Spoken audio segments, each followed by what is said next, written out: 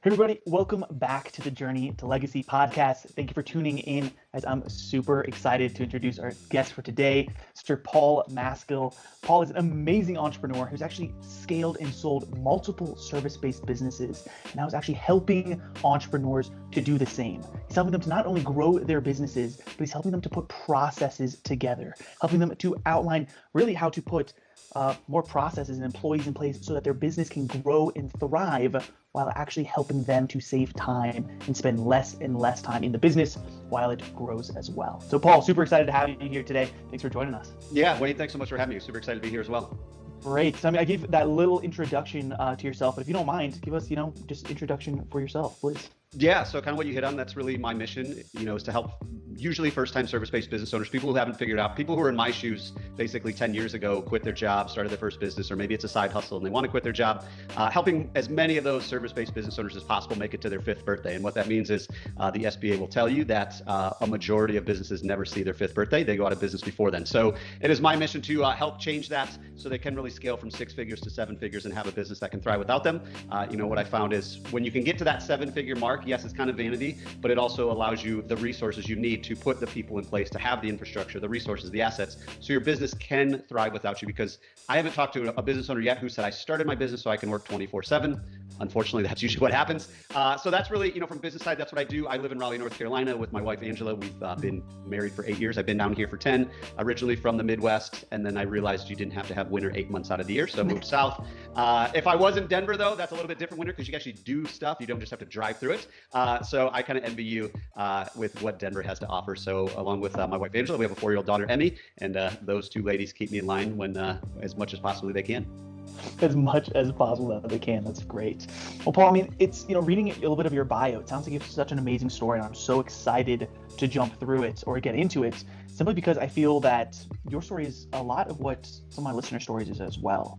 And so let's go and hop in. I want to rewind back. You can take us as far back as you want. Some of the people that I interviewed go all the way back to elementary school. But sort of first question I want to ask, when did you sort of start to think about being a business owner or just entrepreneurship in general? Yeah, I really probably didn't think about it till I was sitting in a cubicle in Chicago, 2008, watching all these people lose their jobs. So I worked in the finance world. I had moved to Chicago in 2007, was going to climb the corporate ladder, do that for 40 years, retire. That's what everybody told me to do. So growing up, there was no entrepreneurship. I grew up late 80s, early 90s. The only business owners that I knew were kind of the one-man, one-woman bands. My dad was a one-man band. He did hardwood floors. Some of his friends were the contractors that he ran into on the jobs, the HVAC guys, the plumbers, the electricians, and they all did the same thing. And they all said, don't do what I did, go to school, work for somebody else. It's easier, da-da-da-da. So that's what I did. Didn't have any thoughts about really being an entrepreneur. I always liked business. I liked numbers. Like I said, I worked in finance. Yeah. But I didn't really ever think about it until, what I think can really connect with a lot of people that are listening to this is legacy. I realized I was sitting in this cubicle not making an impact on anybody that I either I did know or I didn't know. I wasn't making an impact on anybody other than the shareholders who wanted that bank to perform based on their projections. So I really didn't want to do that for 40 years. I didn't love doing it, and I didn't want it to, at the end of the day, have that thought of, wow, I was just kind of like a zombie the last 40 years, getting on the subway, going to work, getting off the subway, just being miserable, and not leaving an impact, not making a difference. To me, you can't really put a price on, or a dollar amount on the impact that you can make if you are really doing something that you're truly passionate about and are truly 100% all in. Yeah, most definitely. That's so interesting to me, that whole thing that you mentioned of, you didn't feel like you were making an impact, that you were sort of that zombie, riding the subway every day, just not doing anything. Was there one certain instance that occurred that almost switched your mindset, switched your thinking from that day-to-day regular 9 to 5 to wanting something more? Yeah, I think it was through that. So I worked in Chicago from 2007 to 2010. So when I got hired, everything was going great. Money's flying all over the place. Finance world's, booming, or at least we thought. And then when you start watching all these people lose jobs and not have the ability to go get another job, to me, that did not seem safe at all. It was basically you owned your own business. You had one client. That client fired you, and now you're out of business. And to me, that not only was the job not rewarding or fulfilling, but it wasn't as safe as everybody told me. So I think it was like, a couple of good friends that I'd established relationships. They lost their job. They had all these obligations, whether it was the mortgage, the kids' college, the car payments. They had all these things propped up by one job that everybody said was so safe, but it really wasn't. Now, obviously, 2008 doesn't always happen, but when you see things like that happen, I'd rather be in a little bit more control, not only of, my success and, my well-being, but also be in control of, if I'm making a difference, am I going to get rewarded? And really there, sitting in a cubicle, you could always just be replaced tomorrow. And I saw that happen like that. It's like, oh, we can find somebody to do this for half the price. We don't really care about you. We don't have any empathy. Later. Yeah, see you later. So I would say by 2009, I started kind of planning my exit of what am I going to do, where am I going to go, and how am I going to get there. And, I wouldn't say it was just one moment, but just watching that, I mean, I was grateful enough to experience that. And I was also grateful enough to have just been hired. So I was probably the least paid person on the floor, which means I was probably pretty safe, but I'm glad I went through it all and, to help me get to where I am today. Gotcha. How long were you in sort of the corporate environment for? Yeah, so it was a little less than 4 years. And I have been boss free for basically 10 years by now and haven't had a paycheck in 10 years, which is a great feeling. Yeah, congrats. That's amazing. Something interesting I've always, or I've heard a few times as far as if you're a business owner, right? It's this threat of, well, if you don't have any clients, you're going to go out of business, but rather have a job where you have the steady paycheck coming in day out. The way that I like to think about it, or that I've heard, is that, if you have a job, you essentially just have a singular client, right? That can fire you. But if you are a business owner, you can have multiple clients. And so you can almost think of it as you have kind of multiple jobs. So whereas if one fires you, you still have all these others to fall back on.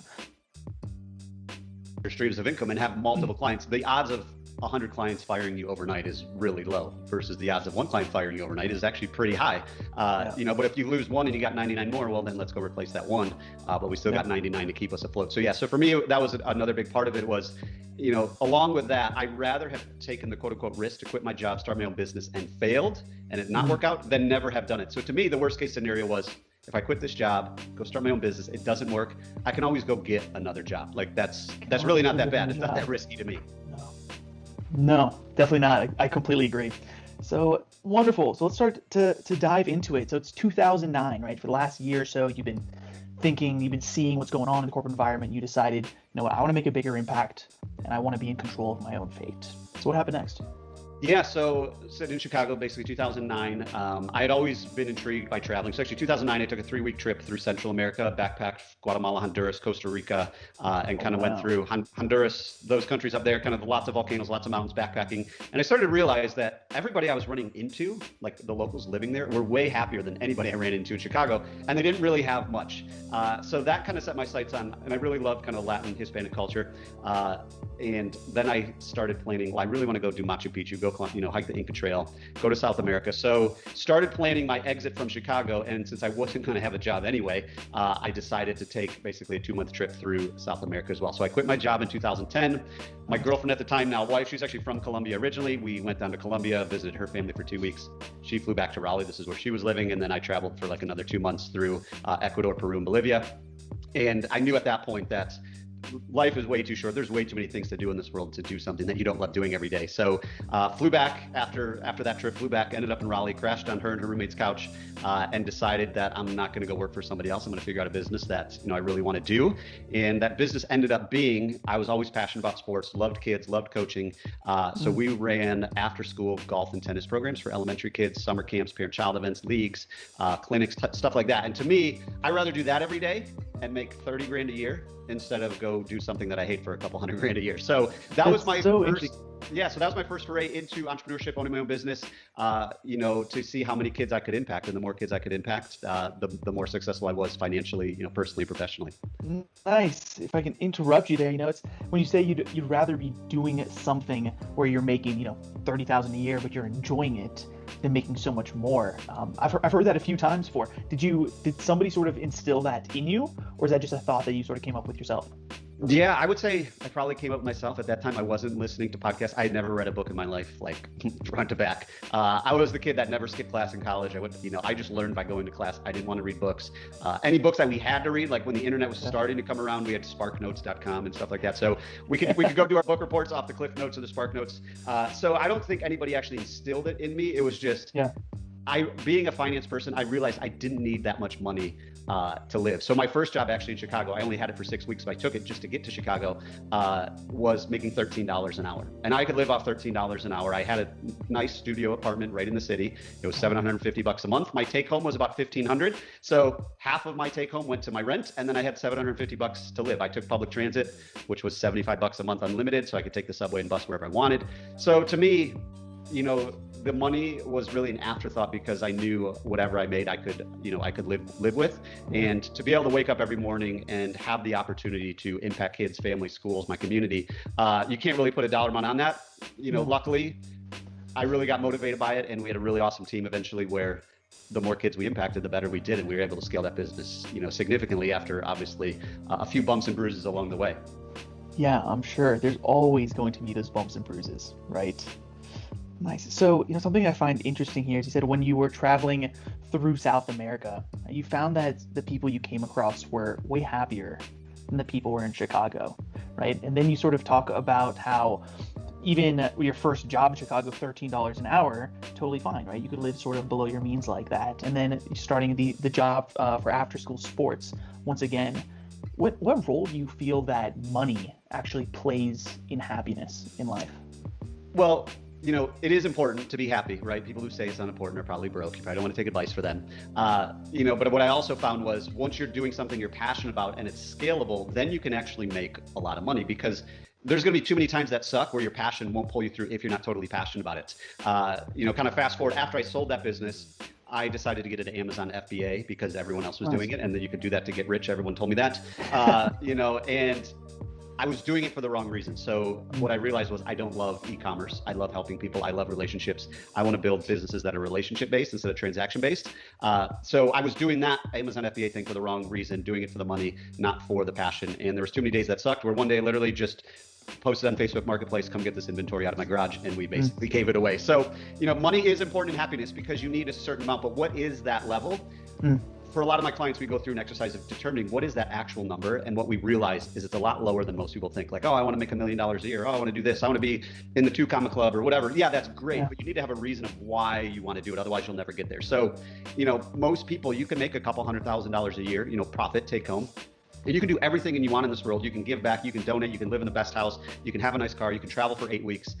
So money is important because it does allow us to do really cool things, not just selfishly, but also, impact the causes that we make. So, for me, I knew that bare minimum, I'll probably make $30,000 take home from this new business venture. And to me, that was okay to at least get me started on this entrepreneur journey because, you can't go from $0 to $1 million. You got to go 30,000, 60,000, 90,000 and slowly work your way up. Unfortunately, a lot of people, especially in the online digital marketing space, will tell you, yeah, you can go, you can have $100,000 months by next month if you just buy my stuff. And it doesn't work that way. It just doesn't work that way. If it did, there'd be a lot more people doing it successfully.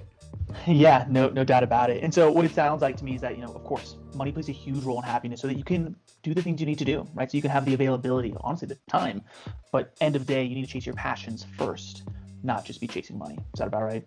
Yeah, passion combined with, making an impact, serving people. There's plenty of things that we're passionate about that you might not, it's easier now than ever to monetize your passion, but sometimes your passion, like I love playing golf. I can't monetize it. It's a passion of mine. I like fishing. I like bike riding. I like playing tennis. I can't directly go play golf and make money. I'm just not good enough. So you have to be able to find how can you actually make money. Otherwise, it's a hobby that you will only do for so long and you can't really just make money on it. So, if you can tie that into a passion. So like, I like golf and tennis. Well, let's go teach other kids how to do it. Maybe you blog on it. Maybe you do YouTube videos on it. Maybe you create courses on how to teach people to do certain things. So you can do it indirectly. Just make sure that then doesn't ruin your passion for actually doing that thing. Because me personally, I originally wanted to be a golf professional. And then when I started working for golf professionals at country clubs, I realized they hated golf because they were at the golf course all day working and they never got to play golf. So that's why I kind of transitioned to finance because it was, something for me a little bit more versatile. If I ended up not liking working in finance, I could still use that. But if I go to school to be a golf professional and I don't like it, I don't really have many other options. Yeah. Well, let me ask you this though. So, helping people turn their passions into businesses is something that I love to do, right? And it is always, that sort of roundabout way. Like you said, you love golf and tennis, so you started teaching kids in schools how to play, right? How to do that. But then you mentioned that you got to be careful that it doesn't ruin your passion. Now, what you do now, currently in your day-to-day, right, is you're helping people to automate and scale their businesses through proper systems, processes, and people. Do you think through that, you can sort of retain your passion, that you get to play golf, be the face, while everybody else is doing the piece of your business that maybe would cause you to lose the passion. 100%. Yeah, I know. I totally agree with that. And you said I get to, and when you can wake up every morning and say I get to do something instead of I have to do something, Wayne, that's huge. So for me, once I got to the point where I didn't have to do anything in that business, then I got to go to the golf course every day, hang out with these kids, or go to these schools and hang out with these kids. But I didn't have to be there. I didn't have to be the one teaching them. I didn't have to be the one taking the kid to the bathroom or tracking down this kid. I got to do that. And if something else came up, I got to go do that, or I had to go do that, whatever it might be, because you can't, you still have to be the CEO, you still have to be the leader, so for me now today, that's really what I help other service-based business owners. Whatever service they offer, usually they started it because they're good at it, they have a passion for it, but all of a sudden they're wearing 100 different hats. They got to do the finance, the marketing, the operations, the sales, and all they want to do is that thing. Once you can get rid of all the other stuff and you can teach other people how to do that thing and oversee that thing, you will probably continue to have that passion, because then you're kind of sitting back and watching this thing come to fruition, hiring other people and teaching them how do you do it, so you can leave that legacy. Like, hey, Wayne was the best at this. He taught me how to do this. And you really start to build a much bigger, sphere of impact, because you have the ability to do that instead of just working in that thing all day, every day. Love it. Absolutely love it. So you mentioned, of course, after the, your first business, right? Teaching sports after school program, you went to Amazon FBA. But did you mention that you actually sold that first business as well? Yeah, so we sold that business. So we scaled it up, like I said, with many bumps and bruises. I was the guy working 60 to 80 hours a week. I was doing everything. Nobody could do it as well as I could. I didn't want to delegate, but I had to, because I got to the point where I literally couldn't work anymore.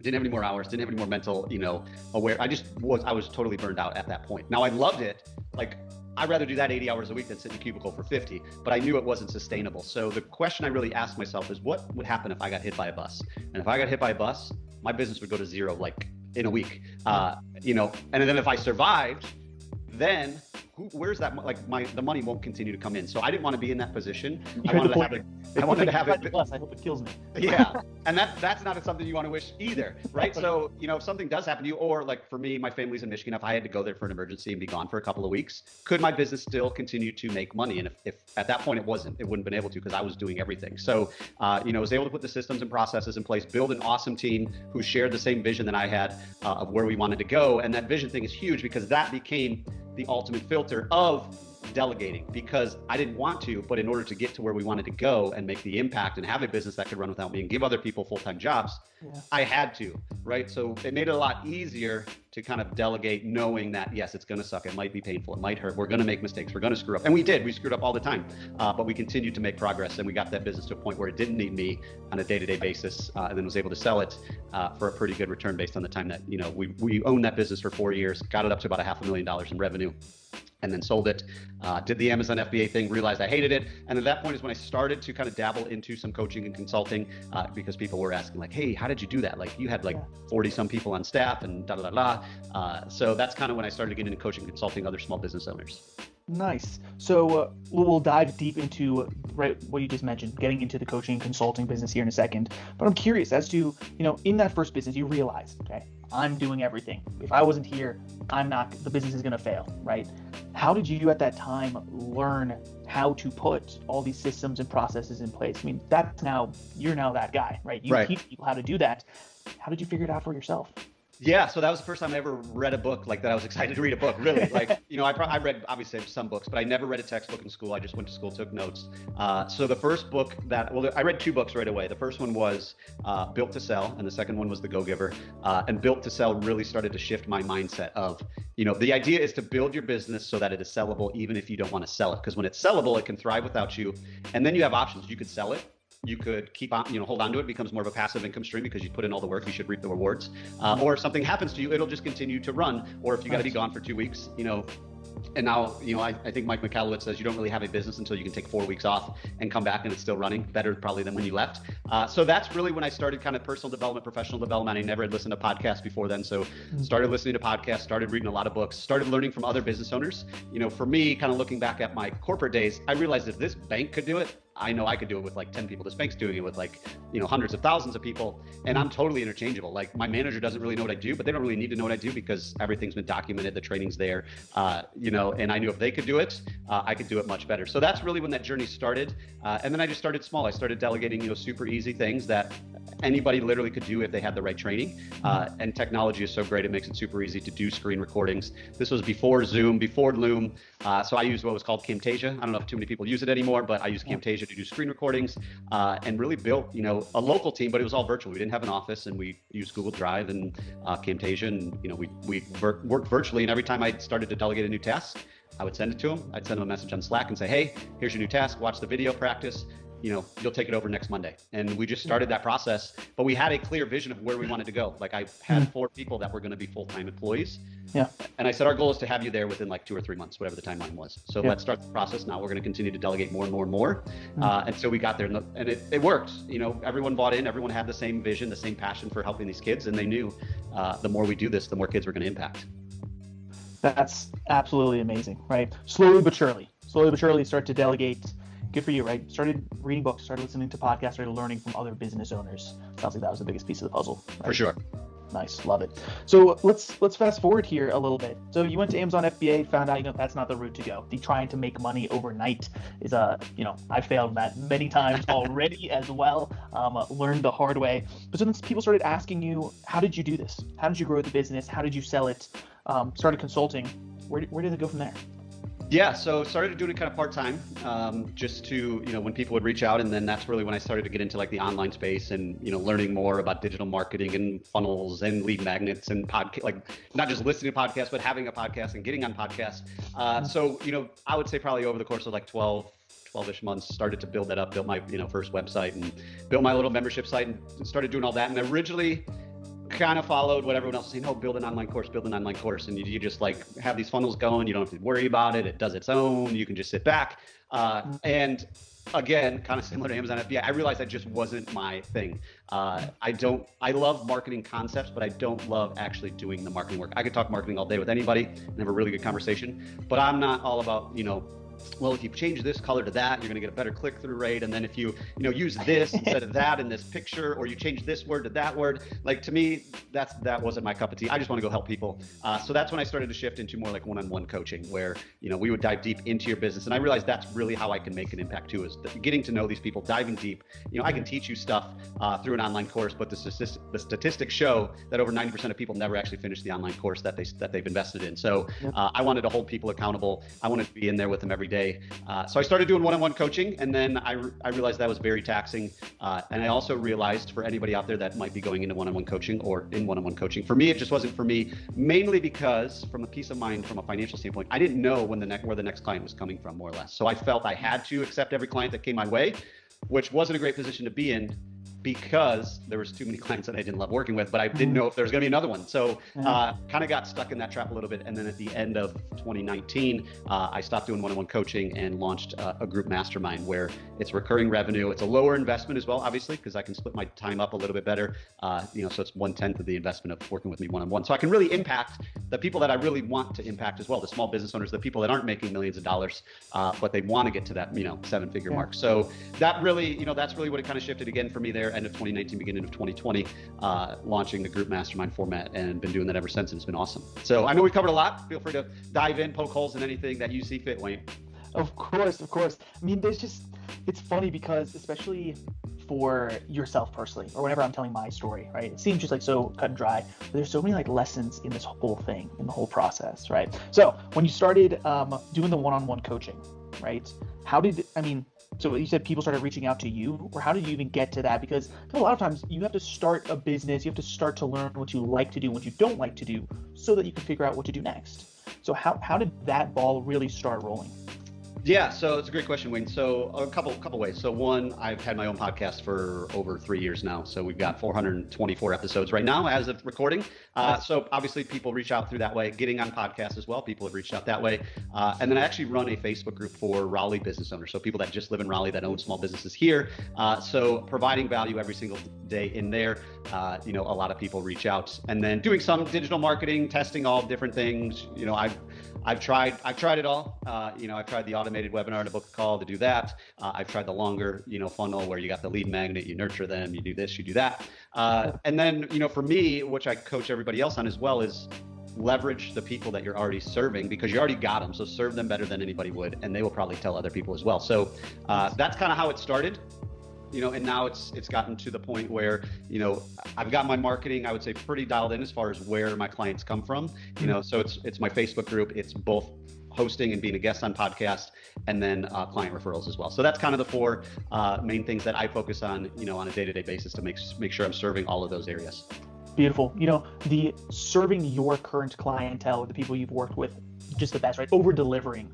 I think that's arguably one of the best tactics, one of the best strategies you can have, right? Because one, you're helping people more than ever, which, for me, it sounds for you, that's our goal, right? We want to help people to the best of our abilities. And then also it leads to more business coming in. So it might be that piece, but if I can ask you, what would you recommend to someone when they're starting a new business or a new venture? What's maybe the first thing that they should do to start getting clients, to start building up? Yeah, that's a great question, Wayne. So once you get clients, focus on serving them. You already put in the time, energy, effort, money to get them. A lot of times, especially in digital marketing, we're always focused on going to get more clients, more leads, more this, more that. And once we get them, we just kind of dump them off to the side. But if you think about it like marriage, once they paid you, that's like the start of marriage. Now you need to keep them happy. So you do have a better success rate if you're selling online courses, and not 90% of your people, never finish. Because if they never finish that course, they're never going to buy from you again. But if you can hold them accountable, they will buy everything that you sell if they had a good experience with that person. That's just how human nature is. But I would say, for the first part, get a really good strategy and figure out where do your people hang out, and how can you go provide value there, or how can you create an environment to provide value to them. Starting a podcast is easier than ever. Yes, it's not easy to continue to, it's simple, but it's not easy, right? So it's super simple to start a podcast, but sometimes it's not easy because you don't know if you're really making an impact. You see your download numbers, but people aren't necessarily engaging with you every single day. But I tell everybody with podcasting, every day that you keep going is another day that somebody quits. Because there's millions of podcasts out there, and probably 80 to 90% of them, they haven't put out an episode in forever. They don't put out an episode consistently. They never made it to 10 episodes, whatever it is. So whatever you do, keep doing it, because you're not going to see results right away. If you start a Facebook group and there's 10 people in there, serve them better than anybody. 10 will tell 10 more, and then you're going to grow. But there's plenty of Facebook groups out there where there's 100 people and it's just crickets, or it turns into spam fest. So find what you like too. Maybe yours is YouTube. Figure out, especially from a budget standpoint, what can you do organically if you don't have a whole bunch of money? YouTube is one of the top search engines in the world. Can you start to put out valuable content in there? And a lot of people think, well, I don't have a fancy studio, I don't have this, I don't have that. You don't. You got an iPhone 11 that is more powerful than anything. You got natural light and you're good to go. If you're providing value, people don't really care how fancy the production is. A good friend of mine, he started a YouTube channel, plain whiteboard, but he's providing value every single day. And he went from 0 to 3,000 subscribers in a month or two, because he's actually answering questions that people are typing into YouTube, and that's it. So YouTube, podcasting, Facebook group, I would say those are the three best ways personally that you can do something organically if you don't have a huge budget. If you have a bigger budget, obviously you can go down the different paths of having paid traffic and warming them up and retargeting and all the other stuff that digital marketing can do for you as well. Gotcha. Yeah, but there's so many avenues you can go with, which will cost you little to nothing. It's just going to cost you a little bit of your time to put in. One piece that you did mention that I want to pull out here, that you said, find where your target audience, your ideal clientele is sort of hanging out, right? And target them there. For you, you mentioned that you're running a Raleigh business owners group, right? Yeah. How'd you sort of come up with that idea to do that? Yeah, it's kind of a funny story. So somebody else was running it, and that's where my ideal people were hanging out. So I just went in there and started providing value. Didn't sell anything. I hate Facebook groups because everyone is selling something. It's hey, look what's on sale. So I literally just went in there pretty much every day and provided value, whether it was answering someone's question or putting a post in there or answering a thought-provoking question. And the group was kind of like crickets at first. I went in there and, there wasn't a ton of things happening, stuff here or there. And then I just started providing value. And then the guy who started the group said, hey, Paul, would you like to run this group? Because I'm not really doing a ton with it. So show up, provide value. You never know what's going to happen. And like you said, where do your people hang out? Plenty of people build their business just with their phone and Instagram or TikTok or whatever. I'm not on my phone too often. I'm on my computer most of the day. So Facebook is where I can connect with my people. But Instagram is just as easy to do as well. You can direct message people, you can provide value, you can comment on people that you want to connect with. So there's a lot of different ways. I would say find one and kind of perfect it before you move on to the next one, because we could start a little bit of everything, get no results, and then we say this doesn't work and I'm out of here. Find one, perfect it, stick with it, right? For Like sure. you said earlier as well. Because one day that you do it, you continue, somebody else dropped off. Exactly. That's a pretty awesome quote, Paul, I have to say. So, well, wonderful. So we're into the Ultimate Freedom Mastermind. That's what you're doing right now. So tell us a little bit more. What's your day-to-day like? What's it like building this mastermind group? Yeah, so my day-to-day, so I'm a partner in actually one local landscaping business here. So I'm in their office one day a week, and then 4 days a week, I'm focused, really on one, helping them if anything comes up, but really main focus is, helping as many small businesses as I can. So every day is a little bit different. Some days I'm doing podcasts, some days, I'm putting out content, some days I'm scheduling out content, and then obviously calls with clients as well. So what the mastermind is really about is, I think Warren Buffett said it best, learning from mistakes is good. We've talked about that many times. It's the only way we're going to learn, but it's even better to learn from other people's mistakes. So we had talked about 90% of people who sign up for online courses never finish them. That really makes me kind of angry because like we just said, hey, I got your money and now I'm not going to hold you accountable. And a mastermind does just that. It holds people accountable and you can really make a much bigger impact in my opinion. And it's usually, much more affordable as well. So especially in the entrepreneurial world, everyone's working from home or they're working from a coffee shop, they're working from their computer. And that can be really lonely. It can be totally isolating because we don't have anybody that we can talk with. If I go talk to my neighbor about business within like 2 seconds, he's like, did you watch the football game? Or like, hey, my job sucks. That's really why I put this together. I've been a member of a mastermind myself for several years now and really just saw the impact that it made on me. So, at the end of the day, we've only got one shot at this and I want everybody that I come in contact with and I want to be able to give them everything they need to reach their full potential. So what that entails to me is if you look at anybody that's having success in anything, not just business, but life, fitness, health, we basically need 3 things after we have that vision. So kind of what we talked about before. Once we have the vision, we know where we're going to go. That becomes the ultimate filter. We still need help to get there. We need a guide. We need somebody to go on this journey with us who has already been on that journey. So it's like, hey, up ahead, there's going to be a roadblock, or hey, there's going to be a big hole that you need to avoid. Like we need somebody that's already walked that path. If you think about going on a road trip, now we just have GPS, but before GPS, if I was like, hey, I'm going to go from Raleigh to Denver, I would find somebody who had made that drive and be like, where do I need to stop? What do I need to look out for? When should I leave? But now we have GPS that tells us all that. So, we have the guide and then we actually need a plan. So we need to map out our plan to go from where we're at to where we actually want to go. So I meet, my clients with where they're at, wherever they're at in their journey and help them get to where they want to go. And we're going to put a plan in place to get there. And then the last piece is accountability. The group is holding each other accountable and it's our number one goal. All the small business owners in there, we want to hold you to your full potential and hold you accountable to make sure you achieve that. And if you think about, I like to compare it to kind of fitness and getting healthy. We know everything we need to do or what we're supposed to do to not be overweight. But 70% of Americans are overweight. It's not because they don't know what they should eat or what they should exercise. It's just they don't have somebody holding them accountable. When you have an exercise buddy and you say, I'll be there at 5 a.m., you're going to be there at 5 a.m. because you don't want to be the guy that left them hanging. So that's really the power of the mastermind for me personally is you have the guide, you have the plan, you have the accountability, and we're going to get there together. Going on a journey with other people is a lot more fun than going it by yourself. So, like I said before, when I made that switch from one-on-one, it was really draining on me, but it was also cost prohibitive for many people that that really wanted to work with me. I was charging several $1,000s a month because I kind of had to in order to make it worthwhile my time as well and to make sure they show up. So, for me, a much better way to not only get direct access to me, but also have, 9 other experienced business owners in there to lean on their experience, watching out for their blind spots, holding them accountable, giving them actionable advice for like 1/10 of the investment, really made it a lot easier for me to impact more and more people. So that's what the Ultimate Freedom Mastermind is about. We get together every single week on Zoom. It's people from all over the country. It's awesome. It's fun. So if anybody's out there listening to it, you own a service business, I would love to chat with you. So you'll probably link it all up there, Wayne, but it's paulmaskill.com/mastermind. Go there, check it out, apply. I would love to, help anybody out there listening get to where they want to go a lot easier with a lot less pain and saving them probably a lot of money and headache along the way. Beautiful. paulmaskill.com/mastermind. So we'll for sure link to it down below, no doubt about it. So Paul, it's absolutely amazing. That 3 steps that you just gave there, right? Having a guide, having a plan, and then having accountability is just absolutely amazing. Thank you for sharing that. And so we're starting to near the end of the episode here, right? So the mastermind is going amazing. You've only been running it about a year. What are you sort of projecting for your future, Paul? Like, what are you hoping to do with both the mastermind and outside of it, just into the future? Yeah, Wayne. So, really with the mastermind, I want to keep it pretty small and intimate. I don't want to build it into some big thing where I can't, help each individual person. And a lot of people listen, are like, well, that's kind of weird. Like you're trying to help people build businesses that can run without you, but you want to be in this one. And really that's because I also have other business ventures going on as well. So my ideal vision life is one day a week is all my mastermind. So right now it's Wednesday. So we have a 12 o'clock group, we have a 2 o'clock group, and serve those people better than anybody else. And then we do a lot of other things within the mastermind. We have a guest expert come on once a month to teach us about something. We do office hours once a month where I'll just jump on Zoom for 2 hours and they can come ask me anything. We follow the 12-week year. So we do like a big 12-week year quarterly, quarterly deep dive into where are we going to go for the next 12 weeks. We're going to have live events starting in 2021, as long as we're able to do so. Really totally focused on that, and then some other outside business ventures as well. Like I said, I'm a partner in a landscaping business. We just launched a camper van rental business where we take Dodge Sprinter vans or Mercedes Sprinter vans, turn them into campers, rent them out. From a business side, that's it. And then from a personal side, really just doing as much as traveling as we can with my wife, my daughter. We're here in Raleigh where they have what's called year-round schools for K through 8th grade. So they go to school for 9 weeks and then they take 3 weeks off, and they just do that over and over instead of having one big summer break. So when our daughter goes to kindergarten next year, our big vision is every time she's off for 3 weeks is we're traveling somewhere, whether it's visiting my parents, visiting her parents, or just going to explore someplace new.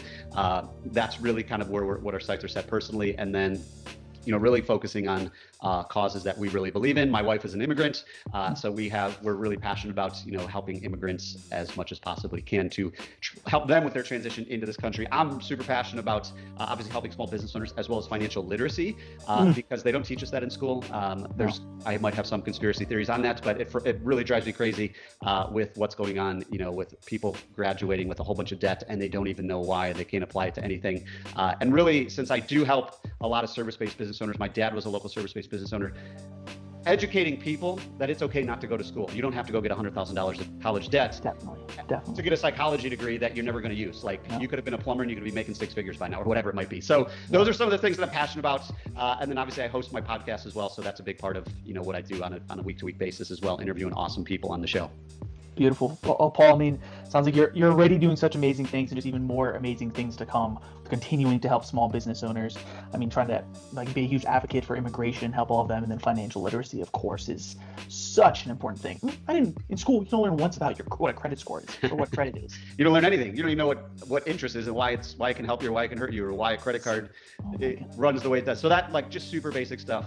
The problem, huh? It seems like a big problem because I think the big shift in education too is before we didn't have the internet.